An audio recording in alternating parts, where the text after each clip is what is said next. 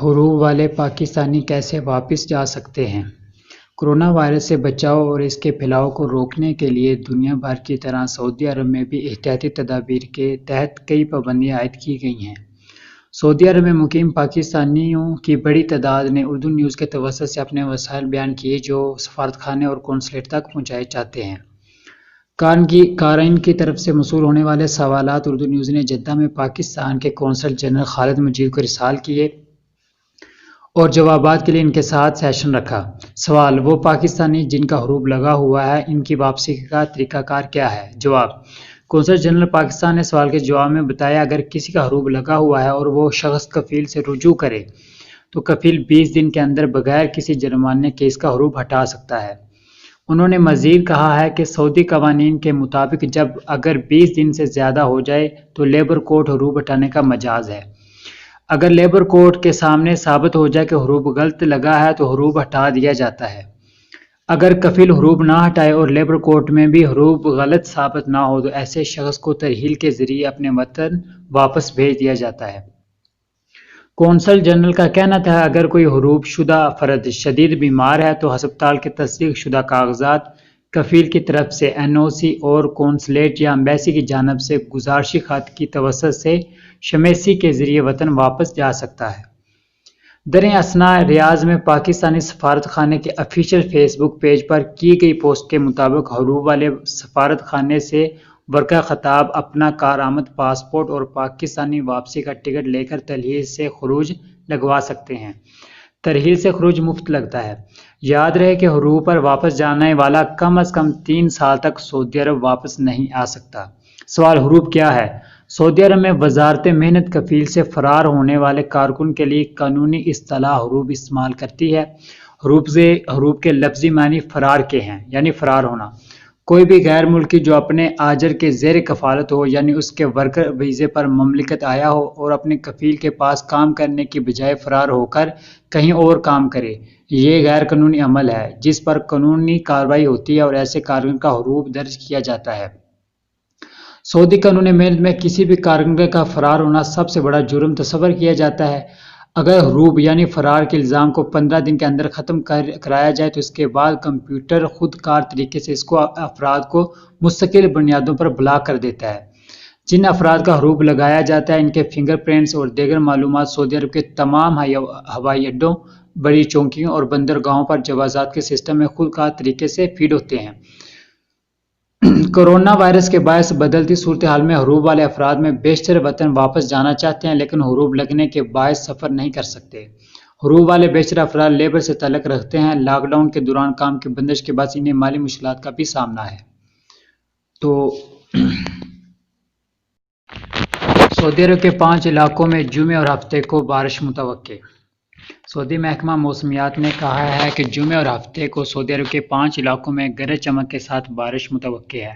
اخبار 24 کے مطابق محکمہ موسمیات کا کہنا ہے کہ بارش سے قبل ریاض، نجران، عسیر، باہا اور جازان میں گرد آلود ہوائیں چلیں گی۔ ہواؤں کی رفتار فی گھنٹہ 45 کلومیٹر تک رہے گی۔ محکمہ موسمیات کا کہنا ہے کہ گرد آلود ہواؤں کی وجہ سے حد نظر محدود ہو جائے گا۔ بیان میں مزید کہا گیا کہ صوبوں کی 35 کمیشنریوں میں زیادہ بارش ہوگی۔ ان میں ابہا، خمیس مشیط، النماس سمیت عسیر کی 12 کمیشنریاں بھی شامل ہیں۔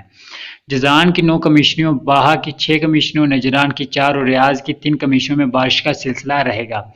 آجرا ویب سائٹ کے مطابق ماہر موسمیات ابو عبدالرحمان صخری کا کہنا ہے کہ کل اور پرسوں مملکت کے متعدد علاقوں میں بارش کہیں زیادہ ہوگی تو کہیں ہلکی پھلکی ہوگی۔ البتہ شرورہ، نجران، جازان، عسیر اور باہا کے نواح میں موسلا دھار بارش ہوگی۔ نجران اور جازان سے ملنے والی اطلاعات کے مطابق جمعرات کو شام 7 بجے تک العارضہ، الابدابی، فیفا اور حروب کے کمیشنوں میں گرد آلود ہوائیں چلتی رہیں، جبکہ جازان، عسیر اور باہا میں گرد آلود ہواؤں کے بعد معتدل ابر رود رہے گا۔ مکہ ریجن کے بعض علاقوں کا موسم غیر مستحکم رہا۔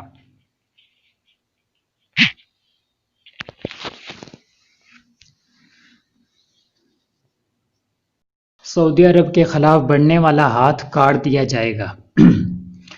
عرب اتحادی افواج نے یمن میں حوثی باغیوں کے خلاف آپریشن شروع کر دیا ہے۔ سبق ویب سائٹ کے مطابق اتحادی افواج کے ترجمان کرنل ترکی المالکی نے کہا ہے کہ سعودی عرب کے خلاف اٹھنے والا ہاتھ کاٹ دیا جائے گا۔ شہری آبادی کو نشانہ بنانے سے پہلے حوثی ملیشیا کو 1000 مرتبہ سوچنا ہوگا۔ دہشت گردوں کے ساتھ کسی قسم کی نرمی نہیں ہوگی۔ انہوں نے کہا ہے کہ شہری آبادی اور مقامات سرخ لے کر رہیں گے، ہم انہیں نشانہ بنانے کی ہرگز اجازت نہیں دیں گے۔ قبل از عرب اتحاد نے یمن میں حوثی باغیوں کے خلاف آپریشن شروع کرنے کا اعلان کرتے ہوئے کہا تھا کہ آپریشن حوثیوں کے مخصوص صلاحیتوں کو تباہ کرنے کے لیے ہے۔ بیان میں کہا گیا ہے کہ آپریشن حوثی ملیشیا کی جانب سے درپیش خطرات کے جواب میں شروع کیا گیا ہے۔ عربی اتحادی افواج نے کہا کہ ایرانی نظام حوثی ملیشیا کو مختلف نوعیت کے میزائل فراہم کر کے علاقائی امن و ثبوت کرنے کے لیے درپے ہے۔ اتحاد نے حوثی ملیشیا کے لیے ایرانی ڈکٹیٹرشپ کو مسترد کر دیا ہے۔ ترجمان نے کہا ہے کہ یمنی فوج نے 45 روز تک جنگ بندی کی پابندی کی جبکہ حوثی ملیشیا نے اس کی پاسداری نہیں کی۔ 45 دنوں کے دوران حوثی ملیشیا کی جانب سے فائر بند کی 4276 خلاف ورزیاں ریکارڈ کی گئیں۔ سعودی فوج کی دفاعی نظام نے حوثی ملیشیا کی جانب سے داغے گئے 118 بیلسٹک میزائلوں کو تباہ کیا۔ فائنل ایگزٹ لگوا لیا، منسوخ کیسے کروائیں؟ یعنی جنہوں نے خروج نہائی کا ویزا لگوایا ہوا ہے وہ کینسل کیسے کروائیں؟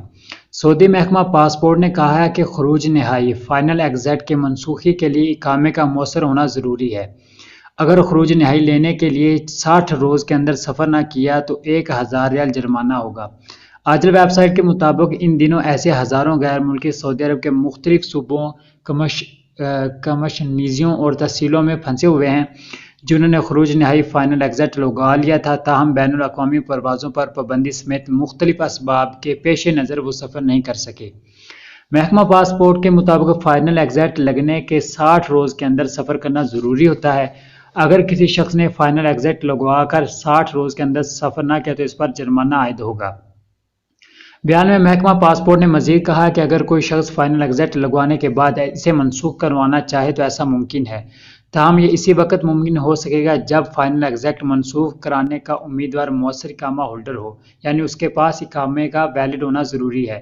اس کے بغیر فائنل ایگزٹ کی منسوخی کی کارروائی نہیں ہو سکے گی۔